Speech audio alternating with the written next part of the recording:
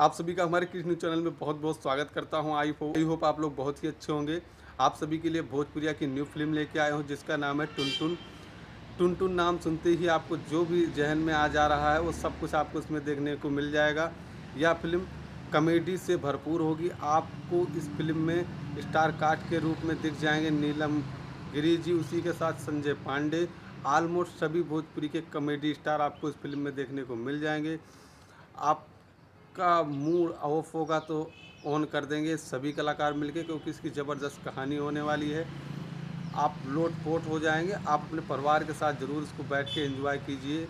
ज़बरदस्त भोजपुरिया फिल्म है। आप सभी के लिए यूट्यूब पे पहली बार अभी कुछ दिन पहले ही डाली गई है और भोजपुरिया का प्यार दुलार इस फिल्म को मिल रहा है। आप लोग इस फिल्म को देखना बिल्कुल भी न भूलिएगा। ऐसे ही अगर आप फिल्म देखना चाहते हैं तो हमारे कृष्ण चैनल को कर दीजिएगा सब्सक्राइब और ज़्यादा से ज़्यादा कर दीजिएगा शेयर, क्योंकि भोजपुरी की न्यू फिल्म सबसे पहले आप तक। जय भोजपुरी। फिर मिलते हैं एक नए वीडियो के साथ।